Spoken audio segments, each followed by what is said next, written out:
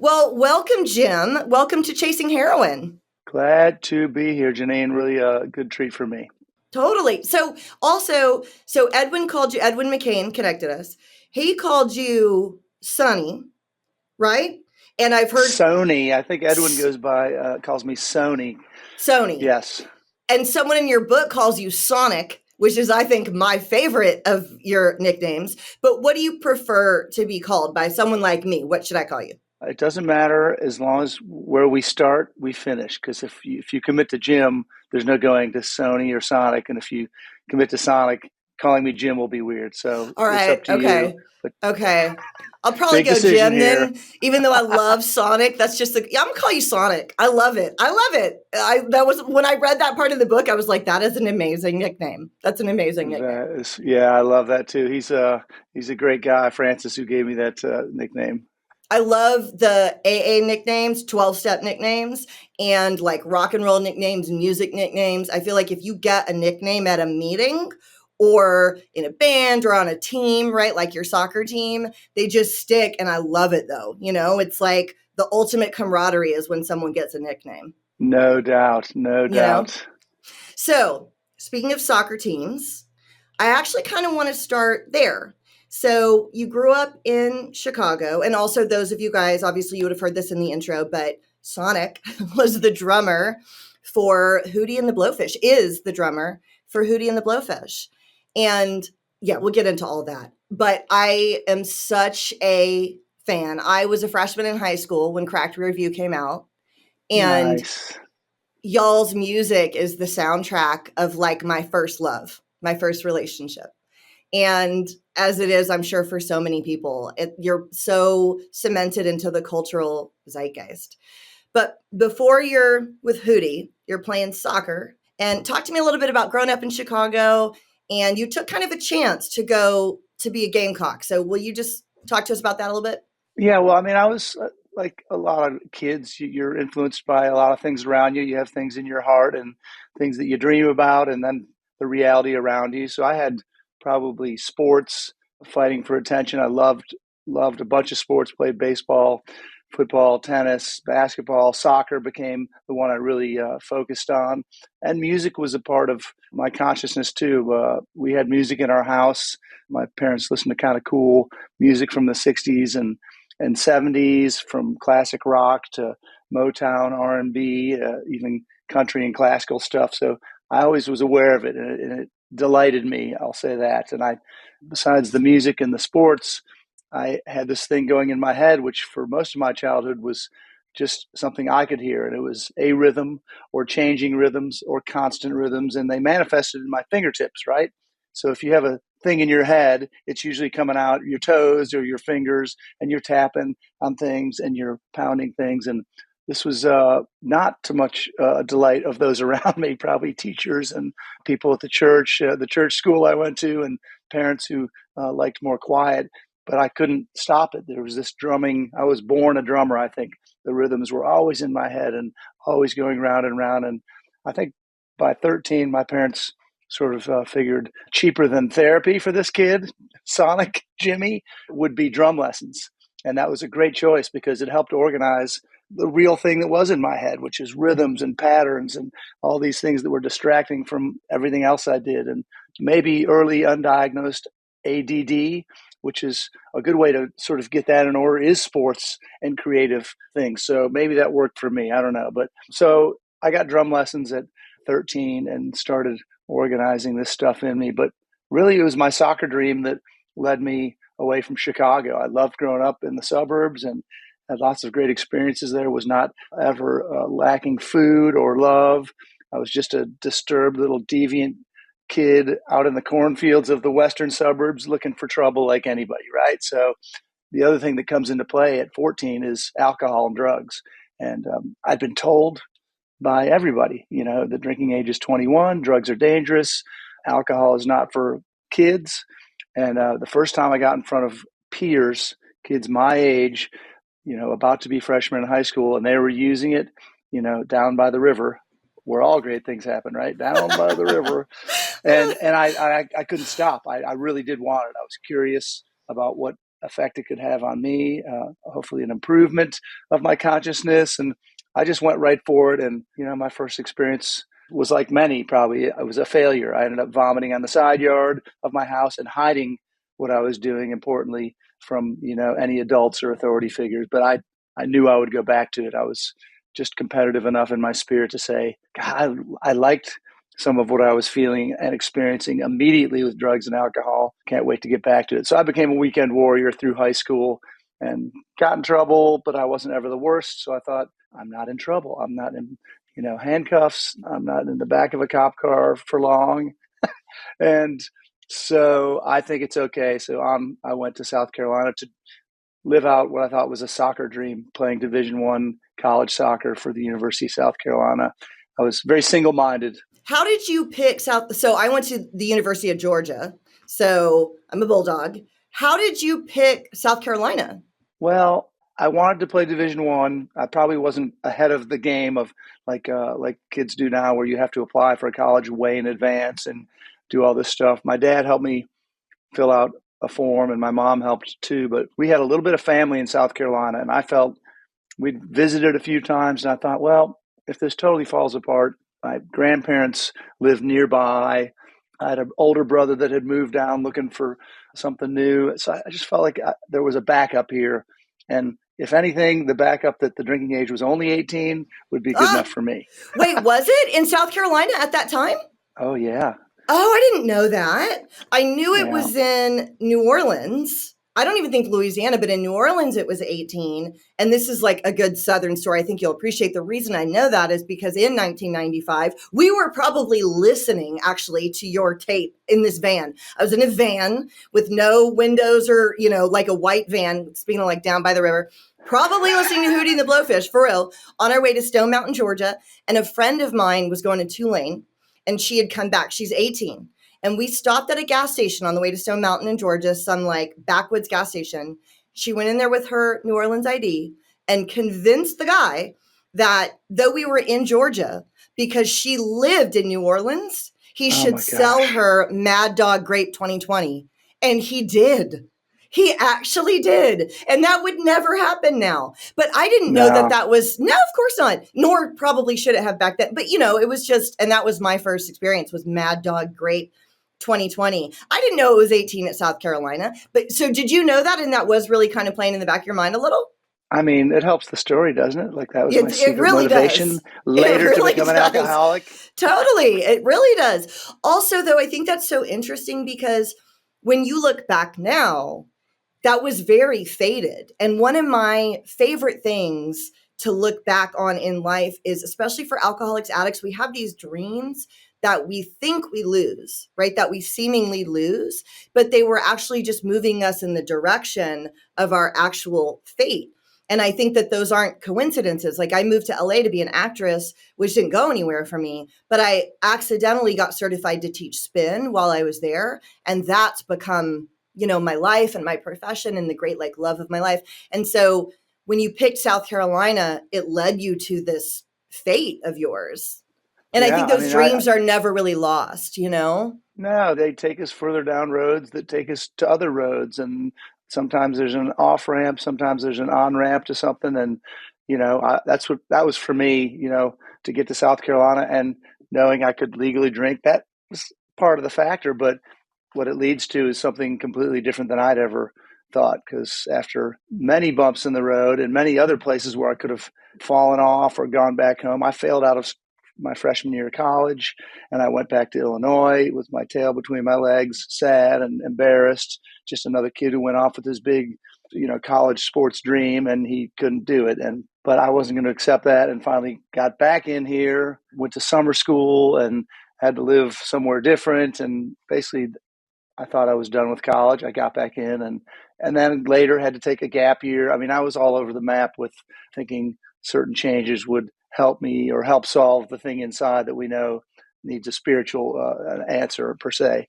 So it took a little while. It took 6 years to get a little 4-year scroll, and I managed it in the end. But it was it looked like high school, but in a different town. It was ups and downs. It was consequences. It was relational issues. It was issues with drugs and alcohol. But again, since I didn't feel like I was the worst, I wasn't in jail, I wasn't that guy, then didn't need to look too closely or too deeply at what alcohol and its relationship with me was doing. Right.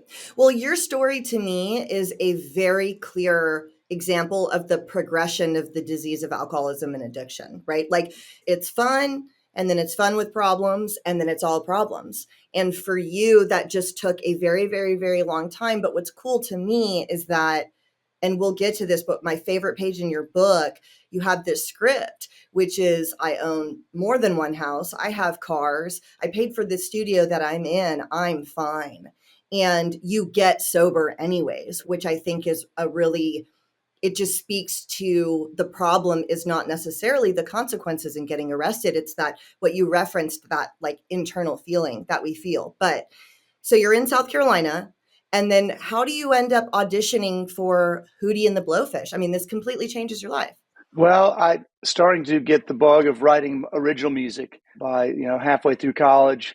I don't want to be a business Spanish major anymore. I find the arts and I pick up an acoustic guitar and start playing a little piano, which come natural to me. And all the music I heard at home and the singing helped me to get a voice pretty easily. And by a year from graduating, I'm starting to write songs. And by the time by the time I'm graduating, three other guys at the University of South Carolina called Hootie and the Blowfish were losing the drummer in their band. So they were saying, we want to write new music. So there's a bunch of bands on campus, and they were one of them, and I was in a different one. And so I thought, I got to get to some guys that want to write and express and do originals. And so I find them. Darius, our singer, Darius Rucker, told a very funny story on stage this summer every night.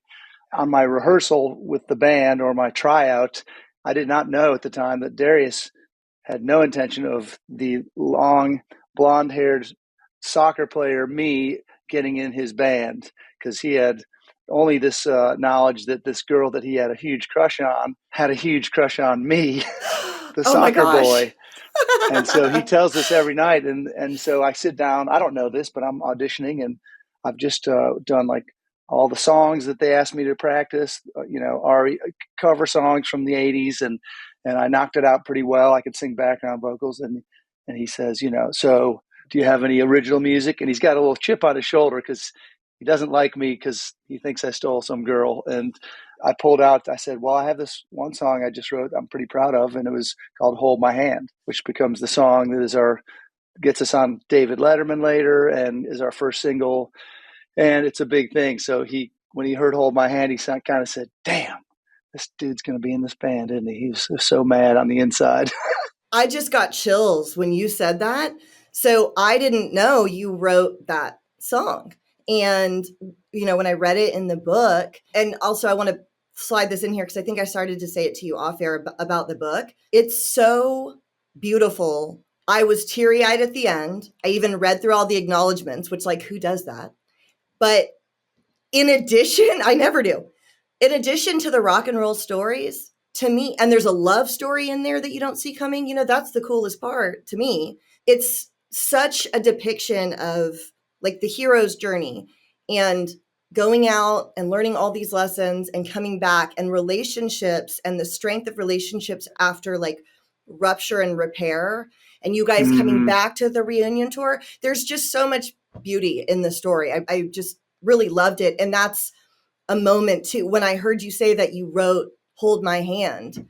I mean, when you look back now, I mean, it's the anthem of an era. Are you so proud you wrote that song? You must be. Like, that's so cool.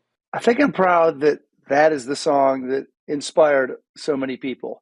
I mean, I've written a bunch of songs in my life and in my career, some that don't make it to records, some that have deeply meaningful and spiritual messages, others that seem maybe trite, but they still become the topic of a song. I'm proudest most that song became popular because it's a positive song. It does in some ways sum up my heart, where at the time I was sad and just desperately wanted to do something and fix some things in society close to me with friends that were suffering, or the oppression I saw, or the racism that I was experiencing, seeing it for the first time being away from home. It's not like we didn't have it at home, but I was seeing it in a different way here. And I didn't like how the government seemed unjust and there were so many voiceless people. So that song really did speak to me as my whole life and what my heart is, which is we need to help each other. And it makes sense that when I end up in recovery, I like recovery because it's all about connection and it's all about healing and helping one another. And if we don't, we're probably not healing at all. So in a weird way, I was a young man that wrote a hopeful, naive song that becomes, an anthem for my heart, really. Yeah. There was one night earlier on where you overheard someone saying, and of course this would have happened, but I didn't think about it, but it's logical that this kind of stuff happened. Someone said, they're pretty good for an N-word as the lead singer. What did Darius do in those moments? How did he react? I guess has so many contradictions like all of us do. And one of the ones I find interesting with him is I know he burns inside, he seethes inside, but rarely have I ever seen him throw a physical punch at somebody for something like that. He chooses either a higher ground to try and solve things. And even if that ground sometimes is walking away, I've seen him do that too. I just know it breaks his heart. I've seen it on him, but he's not necessarily going to seek a violent, quick answer to it too. I've seen that as well. We had a good one of those in Michigan one winter when we were touring and things got bad as a result of a little racist situation. And we were both swinging like we were Muhammad Ali, and it was not pretty. And I don't even look at it like I'm proud of it. I'm glad I stood up for him, but I don't think that's necessarily always the way to solve an issue like that. No, it broke my heart. It broke my heart the first time but when I spent time with him driving in our van and going to different places and seeing racism manifests, it was always disappointing. It still is. I hate that, like, some days I don't feel like we've made much of a stride forward. I know. Well, and that's So why I'm glad you included that story in your book, actually, because I'm fairly aware of like that kind of thing and social issues, but it still took me a little bit by surprise. And driving through Alabama, he said he laid down in the van because he didn't feel safe in the town. And I think it's important to remember. And then, of course, y'all's influence when South Carolina had the Confederate flag still over the Capitol and he was talking about it and you guys became a part of that conversation. Again, I just think it speaks to like the larger nature of the band and what a part of the zeitgeist you were and have been, for so long. It didn't start that way. It was a little bit slower, right? Until you booked Letterman, which is just the coolest thing ever because I remember I watched that with my dad. I watched that.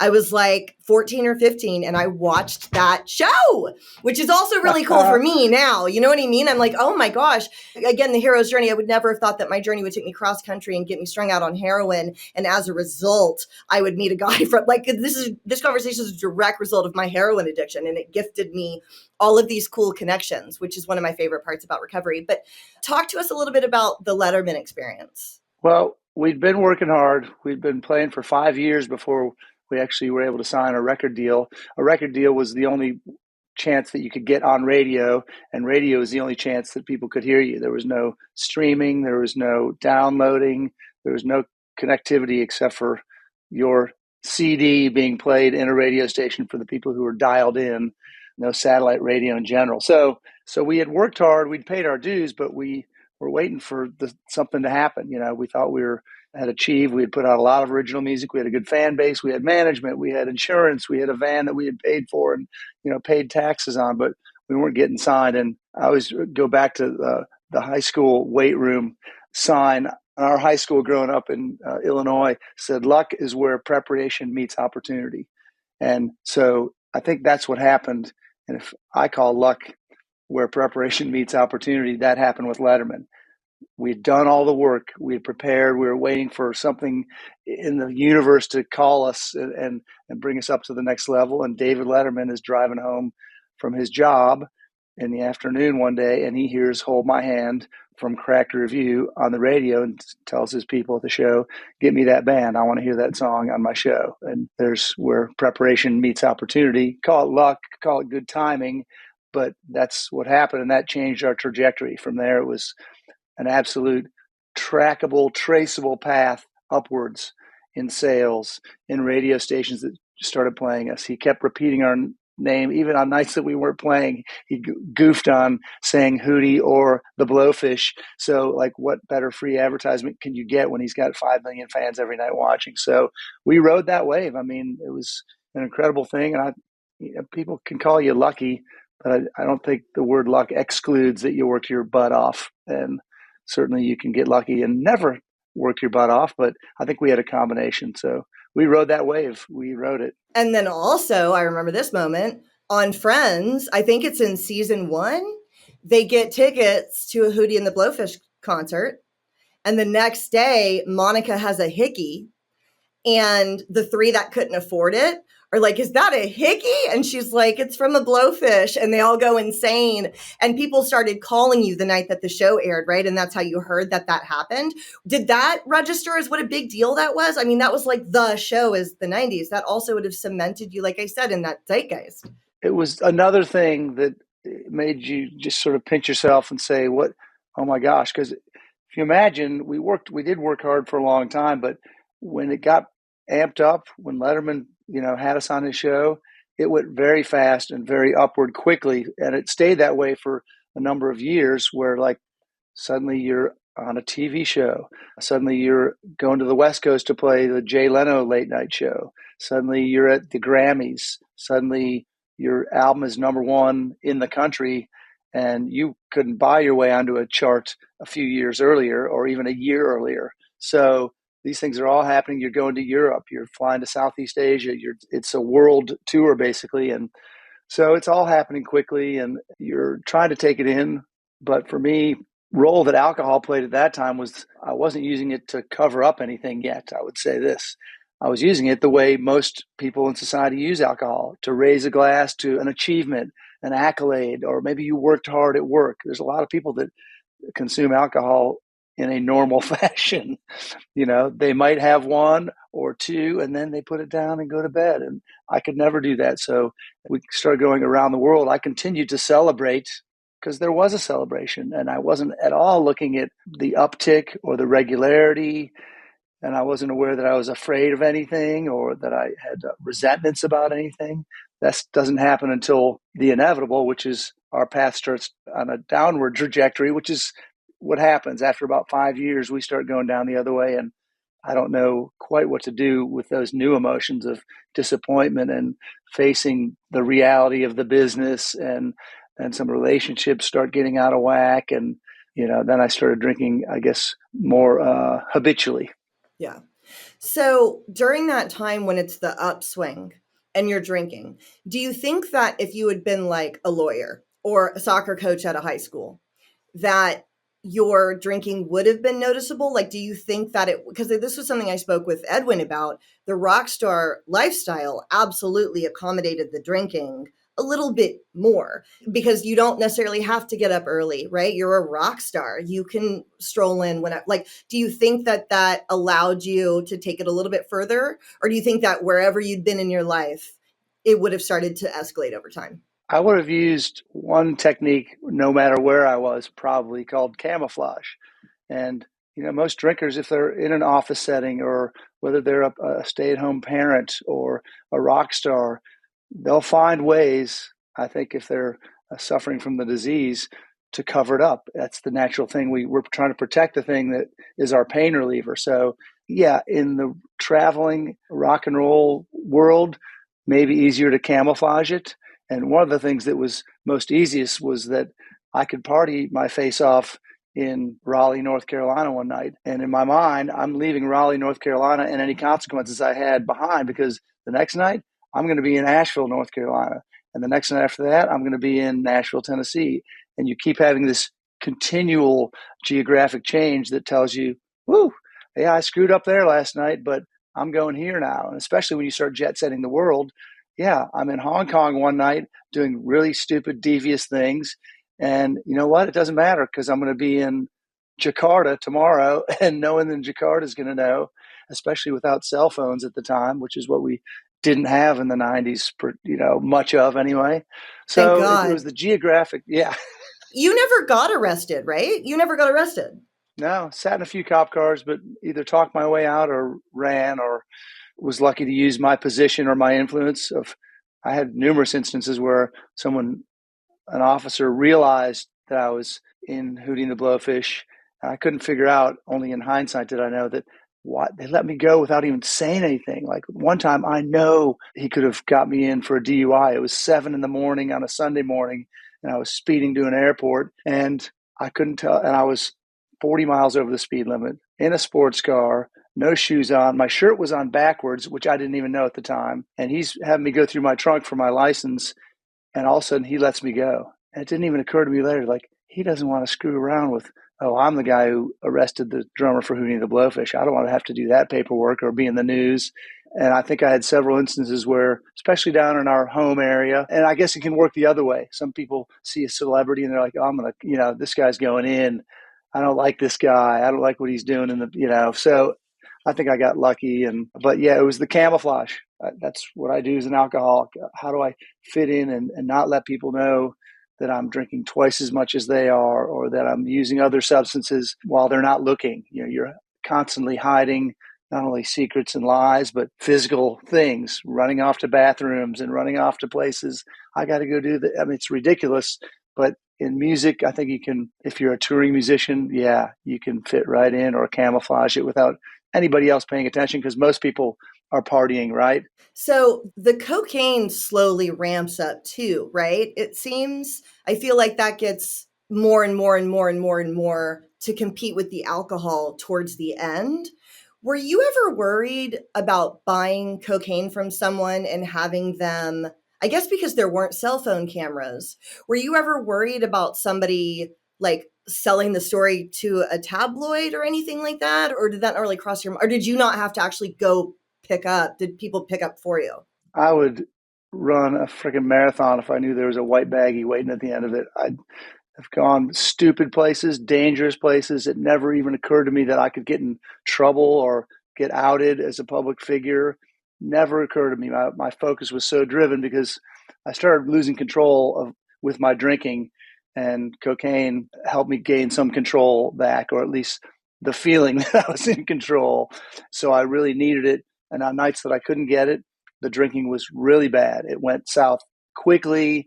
There was like the loss of physical abilities, the getting sick, punching, violence. But if I had some cocaine, it helped me stay in order, probably to the point of being rigid and stiff and losing your zeal and your, sort of just big personality. As we know, cocaine does some weird things. You can get paranoid, you can hide, you can be reclusive. So it didn't fully solve my bad drinking habit, but it helped me get a little more control over it. I had this weird thing on coke where, so like I laugh a lot, but on cocaine, I wouldn't laugh the same. But I would know I was supposed to be like, I would understand intellectually that something was funny, but it Yeah. didn't reach me. And so I had this like awful, it's so cringy when I think about it. I'd be like, because I like knew I was supposed to be laughing, and it must have been so creepy to people. But I can feel in my body right now how disassociated I was from laughter. Like you just said, you just get a little weird. And I would stand really far away from people, like really Yeah. far away, like across the room, and just like laugh when I thought I was supposed to, because it just disconnects you from your personality, like you said. Yeah. I mean, that's so funny that you felt that. And it took me a long time to realize what cocaine was doing to me was forcing me just to hang out with people that were doing it. Because it feels super weird when you're the only one doing it and it's 6 in the morning and you're with people who are starting their day.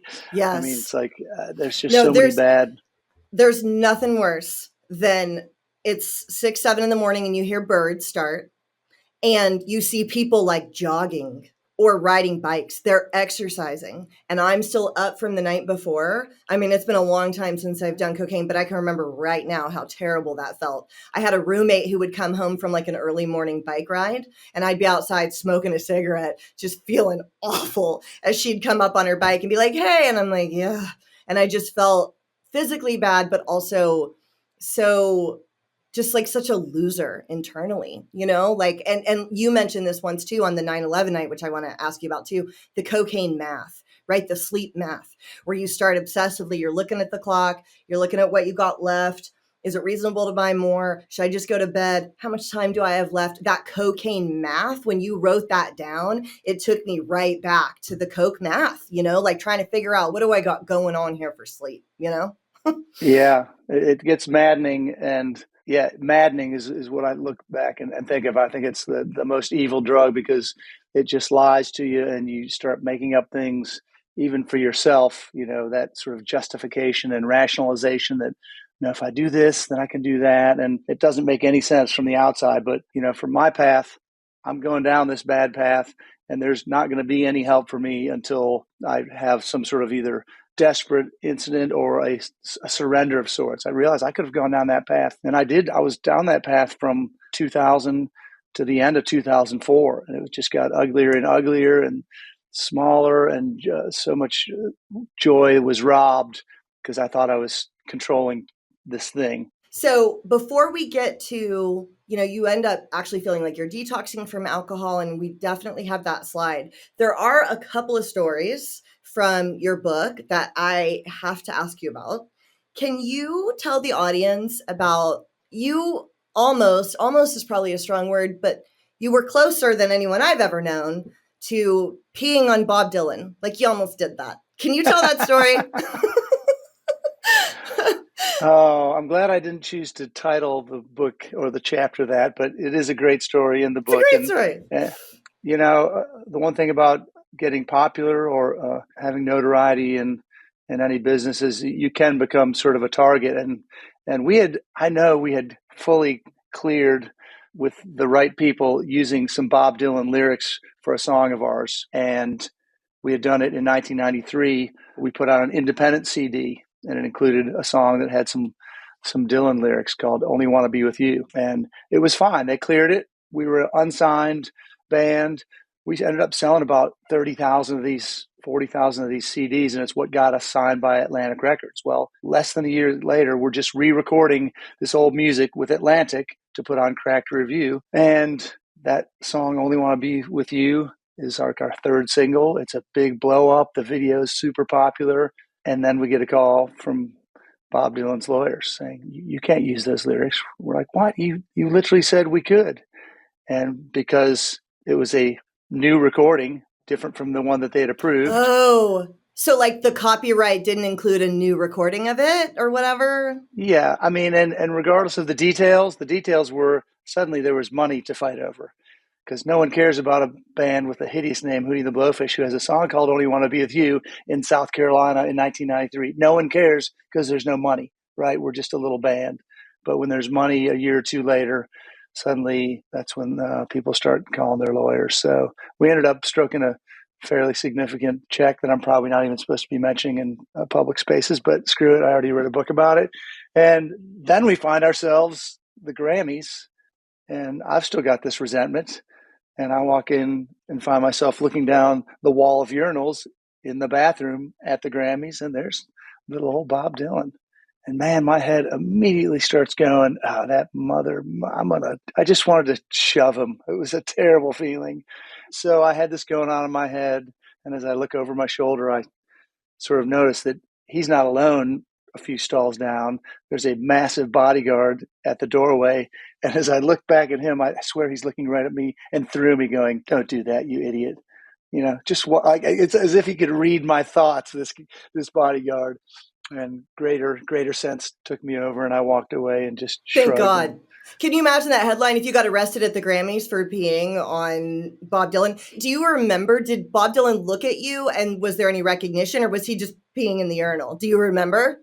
You're not supposed to look at other guys when you're peeing All in the right, urinal. okay. That's a sort of a guy code. But okay, all right, fair so enough. he didn't, and I didn't, except for I already had when I noticed it's Bob Dylan. I couldn't stop staring, but he Right, probably yeah. thought I was some kind of weirdo. But he, no recognition. Who knows what he even had to do with the suit? I mean, if he has good representatives, maybe they're just doing their job, and it's okay for us to exchange a little money on the side to make it right. So yeah, that was a good story, and just part of the journey, that you get on when you're, a star like that, or in the popular eyes of the people. And so there we went. I didn't push Bob Dylan. I didn't pee on him. Good. Thank God. Glad. I must not have a drinking problem. Yeah, exactly. I could have peed on Bob Dylan once and I didn't. That is evidence that I'm not an alcoholic. Also, you smoked weed with Willie Nelson? Yeah, I'm probably on a list of about 7 million people that did I that. guess But that's true. But still, come on, that's cool. That's cool. yeah, no, it's a bit of an honor to go. I mean, we participated and even hosted Farm Aid, the fundraiser him and Neil Young and John Mellencamp host, and now I think Dave Matthews been hosting it for a while. But yeah, you get called up to go in Willie's bus and smoke a doobie. Hell That's yeah! amazing. That's amazing. That would have made me think I wasn't a drug addict either. I mean, it's like, come on, I'm hanging out with a famous person. I can't be a drug addict. Look at me. I mean, that would have just played into that narrative for me for so long. And I wasn't famous. And I feel like so many addicts have one of the hallmarks of addiction, alcoholism, is delusions of grandeur, right? Like most of my friends that are in recovery wanted to be famous. You were. And so I can't imagine how hard that would have been to reconcile. I'm not really an alcoholic. I'm famous. I'm successful, but It again, is, yeah. it's about that internal void. The last really cool story I want to ask you about. I didn't even know this was a thing. You played overseas for servicemen and women, and to land planes in the desert, they put you in a football helmet in a convertible, telling an Air Force aircraft, you're close to the ground, you're 5 feet away. That is wild. How does that work? And I could just picture you with the helmet and the long hair with a convertible in the desert. That sounds really cool. It was. It was. There's. You've ever heard of like sometimes in a movie there's like a police ride along, like someone who's just a regular person, not a police officer, gets to ride along to sort of experience it. We were doing a ride along for how they land this certain type of spy aircraft that basically only has like somehow one wheel, if I remember it correctly. So they've got to be guided down, and the only way to guide this down seems like there should be a better way. It seems like there should be a better way. I'm going to assume there's a better way now. I mean, that was in like the night. I was thinking that when I listened to it, I was like, this is fucking U.S. military. This was their best shot. But anyways, go ahead.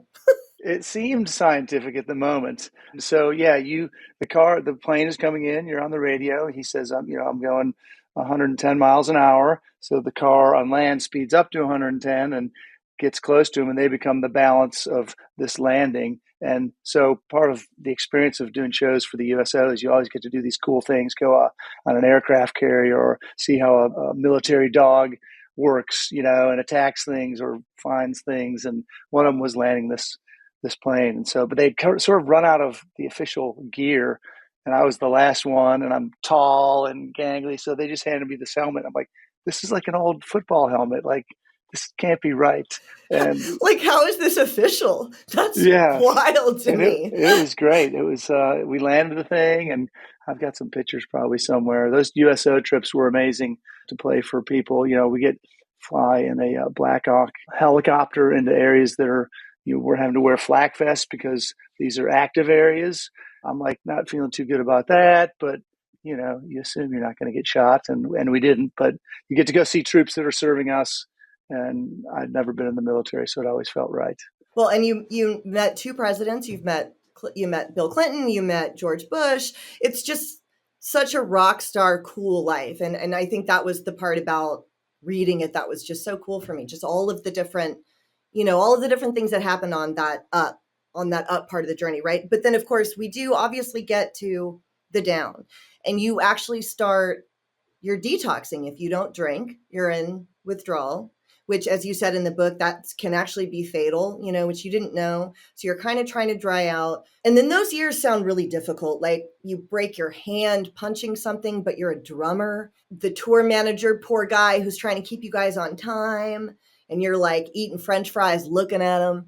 Like all of these things that don't align with this man that's in front of me, right? Which is so true for so many alcoholics. Like just like like you're so not the asshole rock star, but every alcoholic becomes an asshole rock star. You know what I mean? Like we think we can do whatever we want. And that slide seems to go on for a while until, and there are several moments in there that kind of rock your world. On 9/11, you've been up all night, which also made me think too, I wonder how many other people out there in the world that were on like meth or cocaine and then 9/11 happened and you're like, whoa, like in addition to being really paranoid, that Right. actually happens, you know? Yeah, that's a scar that, people wear in different ways. And we're all attached in some way to that horrible day. And for me, it was something I missed as a result of being isolated in a place where I didn't want anyone to find me or see me because I was up all night by myself, isolating, drinking bourbon and doing blow. And as a result, I kind of am, people are looking for me the next day, like, do you know what the hell is happening to the world? So I end up, it's part of like the overall baggage that we end up piling on ourselves as addicts, right? We carry shame and guilt and regret, and this is just ends up being another form of it. There's relational stuff that starts happening. You start hanging out and making bad decisions under the influence, and then you build up more in shame and guilt, and you end up lying or deceiving people or omitting who you really are, and this keeps that ride down is horrible. Some people die in that. Some people go down hard and lose everything. And I ended up just suffering from the frustration and bad feeling it over and over and over again, living regret and living the resentment towards self half the time. And you can, along the way, you make up that it's other people's faults or blah, blah, blah. But really, I'm just being consumed with things that I don't even want to be doing. And it ends up, by the end of 2004, I get a very weird wake up moment with my 4-year-old daughter at the time, who I was, as a wise proverb said, a man who is wise in his own eyes. And going back to, being a rock star and what you tell yourself or how people view you. For me, I had enough things and enough accolades that I thought I'm bulletproof. I don't need to be helped. I don't want your help. I don't need your help. Don't tell me what to do. Can't you see who I am? And the proverb says, warning to the man or person who is wise in their own eyes. There is more hope for a fool than that person. And that was me. I refused to be told that I needed help or that I couldn't do it all, right? Every addict, right? Now I got this, famous last words. And so I had it until I didn't. And a weird run-in with my 4-year-old daughter sort of is what broke the ice and shut me up or shut me down. And that's the opening of the book. Right. And what she said to you, what are you doing? Right. And she just meant, what are you doing right in this moment? But it really impacted you, right? As what am I doing? Yeah, it forced me, and maybe this is where some mysterious, whether you listen to a god or a guide or a good orderly direction or a group of drunks or whatever your thing is, for me, there was something moving that I wasn't typical to my everyday answers. If she asked me, what am I doing? I always had an answer, right? She was 4. Why, Dad, why are you wearing the same clothes today that you were wearing yesterday? Why do you smell like you do, like booze? Why are you falling asleep while you're reading my goodnight book to me? I always had an answer for these things. And on this morning, when she said, what are you doing? I was zipped up as if something was working on me, right? I can't explain it. Why didn't I just BS her like I always did? So that day, I didn't say anything, and she ran off after repeating herself, frustrated after a few minutes. And I was left with, really for the first time, an honest moment with whatever spirit is out there. And I just kind of looked up and said, I don't know what I'm doing. This is too hard. I'm desperate. I don't know what to do. And I'm thinking I need to ask somebody for help. And, I walked by all those plaques. This was in my music studio, all the gold record plaques and awards, and none of them held any power. They didn't matter at all. What I was suffering from, the disease of alcoholism or addiction, only had one answer. And I needed to ask for help from a person who had knowledge of a pathway, a model. For me, it was the 12 steps to get better. I was sick down to the core, and I didn't want to do it, but I had this feeling that I got to call somebody. I knew one guy because, what alcoholics that are deep in their drinks hang out with sober people? Nobody, if they're smart. So I had one guy that I knew. I thought there was something wrong with him, frankly. Like, this dude doesn't even go to the bars anymore. He's not out late.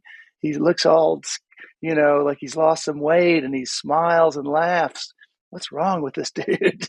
So I called that guy, John B. He took me to my first, group of people sitting in a circle, getting honest with themselves. And that meeting for you was profound. And in most of the people I've spoken with, including myself, the first meeting isn't always profound. The first meeting is rolling eyes. This sucks. I don't want to be here. But for you, it actually was really profound. How old were you at that meeting? 40. 40. Okay. Yeah.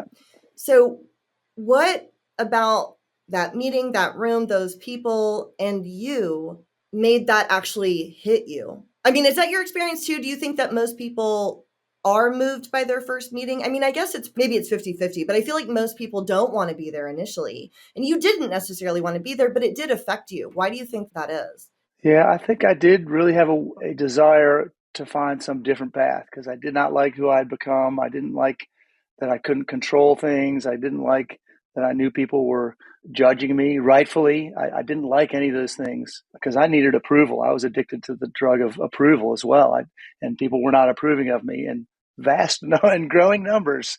And so I think I went in kind of hoping I would hear something. And to be honest, the reason I felt pretty good at that first meeting is because I drank all day. I woke up with a great intention to ask somebody for help, and I felt all the shame and guilt, but it was intersecting with willingness to ask someone. So I did that. And 2 hours after I'd done that, I started panicking and going, oh my God, I've just committed to a meeting, a 12-step meeting, and it's not for 6 hours. I can't go there sober. And I started drinking again and then went to a friend's house to get some blood. It was like the typical pattern. But luckily, I managed to, because I had committed to it, I stuck it out and I, got as sober as I could and chewed about a half pack of gum and put my long blonde hair from that era up in a hat and put sunglasses on. I mean, I looked like, yeah, this dude, we got a live one, I think is Keep coming how back. it's Keep referred coming to. back. Yeah. I could feel the guy next to me, his head like slowly turning to see me. Like I could feel it during the meeting. Like, what is this dude looking at? That's because I stunk. They could tell, I'm sure, that I had just been drinking, and I'm sure I was sniffing and just agitated. But I've experienced, and I trusted this thing that I saw called the power of transparency. It was, 20 people in a room sitting around talking about the thing I didn't ever want to talk about, which is all the regret and the dumb things you do and, the dark stuff. They were talking about it, but they also had this like light sort of way of talking about it, including a lot of laughter. And then they were not only claiming that they knew the problem, but they had a solution. And that was if they would have just sat around and talked about all their junk and all the things they'd given away, like spouses and driver's licenses and jobs, I mean, yay, okay, that's great. But they also told me there's an answer. That's where my ears perked up. And I said, what? You guys are laughing about all this stuff because it's behind you and you've done certain things. You're trying to live out certain principles. What? They're in an orderly, like 12 of them in a row. I'm like, this sounds like something for me. I'm just so blessed to have trusted what I heard that first day, that these people were like me, but they were massively more well-adjusted and happy and joyous than I was at that moment. And I said, when they said, what you hear a lot, keep coming back, I had a deep trust for that. And I did. I went home and I didn't even drink again. That was the weirdest part. It's like 8:30 at night. On any day, I would absolutely be back into the booze. That desire was sort of removed for a moment, and I fell asleep and found a meeting the next day and kept coming back. I relapsed. I mean, I tried the old 90 and 90, but I got about 74 and 74 and decided I'd try, my way. Yeah. And you said something in another podcast that I wanted to ask you about, because you do say in the book, well, I relapsed at 75 days and then I kept going. And on a show, I heard you say, looking back, you attribute that to you didn't get a sponsor right away, though. It was after the relapse that then you got a sponsor. So what do you think the difference is with a sponsor? What's the power in that versus not having one? Well, I mean, again, I think it's pretty clear. I learned most of my program out of the big book of Alcoholics Anonymous. That's what the group that I was going to was looking at. And it's pretty clear about not trying to do it on your own. And I thought, I'm not trying to do it on my own. I sit around meetings with people, so therefore I'm together. But that's not the intimacy I think that they're suggesting. I think they're suggesting, especially when you get down to doing a real critical, thorough 4-step inventory. I don't know what the truth is. I don't know how to be honest. I don't know who I am even. I don't get to learn who I am until I do an inventory generally. So no sponsor. It just means I'm trying to sit around and go to meetings around people and not drink. And I see some people that survive that, but it didn't make me very happy. I was freaking pissed off. That's why I relapsed, because I'm like, God, I just don't seem like I'm growing spiritually, which is what it also says in that book. The point of it is to grow along spiritual lines. And I wasn't. And I didn't get hung up on God stuff, though I had a bunch of God baggage that from growing up. But I was able to just keep coming back and trust the process, get a sponsor, and realize, oh, I need someone to be real deep and real honest with, so I can get through these steps that are going to be the pathway to freedom. Well, and also to give you a different perspective, like what you just said, so much of that 4-step is sharing something you're resentful about and changing your perspective on that to release the resentment, to release the anger is critical to the further success of it. And there's a quote I love. I think it's Albert Einstein. You can't solve a problem with the same mind that created it. And so if you created the problem, your thought process isn't going to rarely give you especially if it's a deep issue, right? Rarely going to give you a different perspective. And that's where the sponsor comes in. You mentioned you listened to a little bit of my episode with my sponsor. Rachel's been my sponsor for 11 years. And she really has a very different perspective than I do. And it's so helpful. Like, we spoke a little bit off air about, my husband had relapsed. And we were going to a wedding and I was so upset. And I haven't craved drugs or alcohol in a very long time, since about 2 years. And I didn't really feel like using, but I didn't want to feel the way that I did. And it felt like a craving. And I called her and I was like, I'm such a fraud. I have this sobriety podcast and I wanted to use. And she said, Ginny, if you'd be a fraud if you said you never wanted to use again. That's not, that would be, and it was just a different way of looking at it. And, without her shifting my track, I was on this path of I'm not really in recovery. And that's just where the benefit of a sponsor comes in. And willingness is something that you talk about a lot in the book too. You just had willingness. How did you invoke that willingness daily, especially in those early days? What did that look like for you? Because it was such a part of your life and it had been for so long. So when you wake up on day 1 after the 75 relapse, did you just break the day down into one day? Did you not even struggle with drinking again? It's a whole change of behavior. How did you apply that? I mean, I definitely saw the value in trying to just do 24 hours at a time, but I also, the real spiritual growth wouldn't come until I could get honest with, a sponsor and let him show me the pathway through those steps, because I didn't know who I was. I didn't know what the truth was. Honestly, even though I spent 74 days sober, I didn't really know what the truth was. I hadn't gone deep to see what my real ingrained flaws were. And it's funny that one of the first conversations I remember having with him was him asking me, well, how did I get to the program? Like, what was my pathway? He just wanted me to open up and feel comfortable. And I told him all these things that I believed to be fully sane. Yeah, I drink every night. I tell myself I'm not going to have guilt over it, but I wake up and I have guilt that I've hid a bunch of drinks and some drugs from people around me. Every day I would tell myself I'm not going to get in a unhealthy relationship. This one's going to be different, or this person's going to be different. And I'd wake up the next day and be like, that's the wrong one again. I'd have to continue, even with a little sobriety, of deceiving people about who I was with and where I was going. And I was deceitful. And I thought this was acceptable and normal. And he's like, that's insanity, dude. That's like, it's that definition, sort of textbooky. You do the same thing over and over again, expecting a different result. That's called insanity. And I didn't know I was insane. So that's why I needed a sponsor. And that's why I work with a lot of people. That if I knew you could tell the truth, dude, I wouldn't be sitting here. If you could tell the truth, I wouldn't have to be sitting here. But we need to go through this together. So he needed to point out where my thinking was insane and what true honesty looks like and what boundaries are and what proper relationships and communication are. I mean, it was just a re-education that wasn't great. At 40, I thought I was, again, smarter than I was, but I could do a lot of things. I could be a rock star. I could buy a house. I could buy a sports car. I could have a family started, but I don't know how to stay sober and get sober and stay sober on my own. And I wanted that. So I trusted him, and he's still my guy too. Jamie is my sponsor, and he's been my guy for almost 20 years. That's so cool. And they get to really know you, right? And that's the benefit of having a sponsor for so long.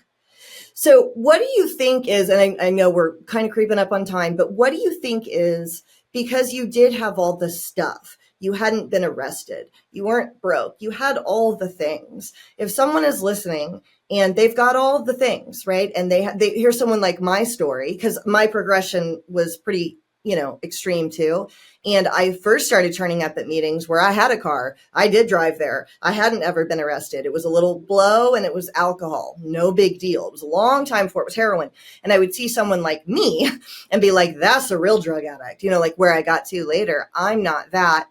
What are the internal signs that I need to make a change if there aren't any external signs? I mean, what do you think that is? What do you think that's about? For me, it was just because you're not getting caught in the lie or in the deception, or just because you can successfully juggle a shitload of secrets, and just because you still have your job doesn't mean you can't be miserable. And that's what I was. I was miserable, and I wasn't healthy for other people either. I was really being a lot of other people's regrets. And that's what I didn't, part of my guilt is like, I don't want to be somebody else's regret. And that's what I was doing, and I didn't like that about myself. So, and I don't know where I fall in like the high bottom, low bottom. Had a huge tolerance for drugs and alcohol. I consumed a massive amount and still managed to get through, and even convince some people I wasn't an alcoholic or a drug addict. But that's through lying and deception, and it's through just a facade. So you can be spiritually sick, alcoholically sick, and not go to jail. You can have your job. I mean, that's the thing I guess hits me the hardest now is seeing functional addicts and alcoholics that you love, that that you can smell when they're 10 feet away. And you just want to say, can't you see that this isn't normal or right? And maybe you don't have a consequence today, but I started fearing that my consequence was getting closer when you treat your body a certain way. You don't know what's happening on the inside. It's the heart attack. It's the coronary. We lose people all the time, and they say, oh, it was a heart attack. Yeah, really? Was it a heart attack? Or was it the fact that he drank a fifth of bourbon every day? You don't have to be in jail or in a cop car to have big consequences. It's all connected. Your body and your mind, and that health triangle is all connected. And so what I think has directly connected to my health. And when you're miserable and you're hiding and you're running and you're fretting, that's not good for your body. And that's what I was for so many years. I also think as human beings, we know instinctively that we're not living in alignment with our best self. You do just know. I did know back then, and I was stubborn enough that I took it to living outside, but I did know, I don't know why for me, my path was different. It took me a little bit further, but so you've now been sober since then, since 2004. So 21 years, right? Or 20, about to be 21 years? February 2nd, 2005 was my picking up a white chip after my relapse. So I'm in my 20th year. I get to pick up a chip if I make it to February 2nd again. And so, yeah, it's been a great journey, an amazing journey. I thump a little bit. I like the things that are very basic and simple about the big book because it keeps it basic and simple. And a lot of times in other spiritual realms, it gets very overcomplicated by interpretation and theology and a lot of things that I'm an alcoholic. I need simple. I mean, I need a God of my understanding, which needs to be pretty basic. I can't be complicated by all these million different ideas. So what I found is the most useful is that the book says, keep it simple. And there's some basic principles they espouse, and they don't even tell you got to believe anything. They say, do this thing. Here's what we did, and here's what happened.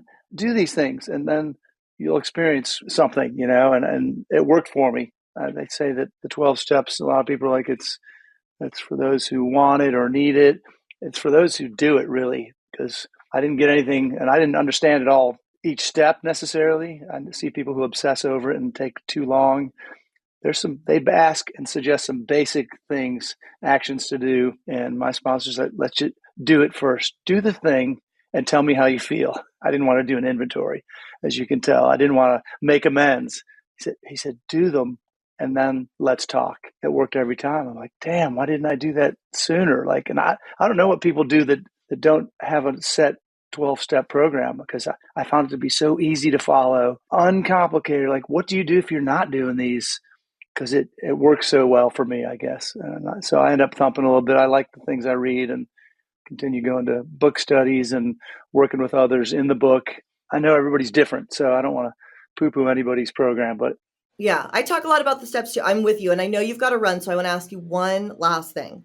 Well, I want to throw in here that after all of this, you got to tour again with Hootie and the Blowfish. Y'all didn't break up. You just all kind of took breaks, right? To do different things. Darius did his solo career and you guys took breaks. And then you came back. And the way that you write about it in the book is just, it's really powerful. Like I said, it's that idea that one of the most beautiful parts of life to me is these relationships that are just so valuable. And when we come back to them, everybody's human. And I feel as like you move through your 20s and your 30s and into your 40s, people are doing different things and we make mistakes. And then when you can get to a place where you just find so much gratitude again for those relationships, it's just such a beautiful part of life. And you guys got to tour again. And that was what really moved me. And then tucked in there is this love story with you and your current wife. And there's definitely some rock and roll around it because she's your guitarist's ex-wife. And I'm like, wait a minute, there's like a little Mamas and the Papas Fleetwood Mac thing happening here. Why does nobody know about this? Also, you should do a documentary on Hootie and the Blowfish. You mentioned that. I think that that's a great idea. I do hope that that happens at some point because you have one of those VH1 behind the music stories that people just don't know. Remember those? Those were so good. I used to watch them all the time. Y'all have one. But speaking of the steps, I'm a thumper too. I love it. I love the principles. And you kind of mentioned the 4th step and the 10th step. Off the top of your head, what are even just one of your favorite thumper things about the book, or your favorite step, or a couple of things that you think are just like the best parts of this program? I mean, I've already sort of mentioned that the simplicity is great, because a lot of us are. I mean, I was wet brained, I was paranoid, I had burned up a lot of brain cells, so I think I could only stomach something simple. I mean, if it were complicated and presented to me that way, like, I would have dodged right out of that first room. They said, no, there are a few principles we espouse, and here's the numbered steps. Just do them in this order, and do them with somebody else. Don't do them alone. But I've always liked that they also, basically say, and it's the selling of these ideas and principles, not as a belief system, but as about 100 or so people that said, here's what we did, and here's what happened. If you do these thoroughly, we haven't seen anybody that hasn't massively benefit and transformed if they do them thoroughly. So it comes down to honesty for me. And that's something I can always keep rediscovering. How am I really being honest? They talk about peeling back the onion layers, and you just keep getting further into it. That's what I found is, like, I'm really full of shit. So sometimes I got to go down 3, 4, 5 layers to think, what is my real motivation? What is really happening here? And so I love that just at the beginning of the chapter that says how it works. How it works is we haven't seen anybody get a lot better that does this honestly and thoroughly. I think that's an incredible promise to make, and it's looked over a lot of times as not that important. They mentioned honesty and capacity to be honest and constitutionally incapable of being honest 3 times in that first paragraph. And that isn't lost on me. I didn't see it right away. Honestly, it took a decade before I was like, oh, they mean get honest. So I've continued to try and do that, because that's a daily a commitment there for me. I love what you just said. I've never seen that either. It's not a belief system. It's a program of action. I've read that in the script for 15 years, but you don't have to believe anything. That's the barrier to entry for a lot of people. I think, oh, it's a cult. You have to believe in all these things. It's not a belief system. It's a program of action. You don't have to believe anything. If you just do these things, you'll get the answer. It's not a belief system. That's going to be part of my new pitch to people. I Yeah. love that. I've never seen anybody that went through and thoroughly did the 12 steps Yeah. and acted like that really hurt me, that harmed me, or I went backwards. No, I've never heard anybody say that. And there's a reason, because it's, Yeah. Yeah. Well, I know that you need to run. I cannot thank you enough. I'm so glad that Edwin connected us. Oh, did you know he was sober at some point together? Did that help you, or did y'all not figure that out for a while? we were probably considering sobriety at the same time. He got sober first. It's funny, out in this world, in the music business, it's hard to be one of the few sober guys. So when he got sober, it was like, although we were, I guess, happy, it was also like, that poor guy. You look at him like, that poor dude. Meanwhile, he was getting happy and, spiritually fit and keeping his family. But so you look at it that way. And then I think Edwin had tried to do some research and went back. And in that time, I got sober. So we've known about, and we see each other regularly. We do a lot of fundraisers together and we do gigs together. And so through the years, it becomes, when you get all your buddies together for gigs, you find the sober guys. And so I've got sober guys in all the bands that we see and know and on their crew. And this summer was no different. We were touring with Edwin and another band and us. And you find the guys that are sober because that's what you're going to stick with, because otherwise it'll drive you insane. And there's a lot of partying going on. So, yeah, we've enjoyed each other's journey. So this summer, getting to be with Edwin all summer. And we've got there was 2 other people out on the road in this big traveling family that were clean. So it was great to know and have those secret conversations with our secret sober handshake and, wink, wink, wink. Totally. Yeah. Yeah. Our secret society. Yeah. Where can everybody connect with you and find you? I know you've put out some solo music as well. What's the best place for everybody to connect with you a little bit more? If you go to Amazon, pick up the book, I think you get a great story of what it looks like, and to go from thinking you're not sick to getting help to realizing you were really sick and there's an amazing, better life waiting out for you there. The music is powerful for me because I've been making solo music since the band and during the band and putting out records that are hopeful and positive. And there's an extra power for me in singing out that sort of sentiment. I found it in contemporary Christian music along the way that I was like, these are just words that I didn't like in a church, but now I'm singing them and they feel different and powerful.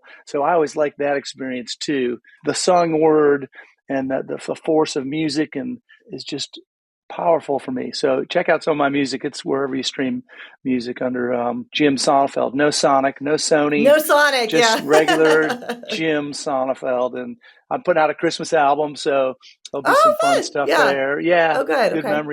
memories of growing up and some Christian stuff and just some cultural Santa Claus Christmassy stuff too. It's a mix.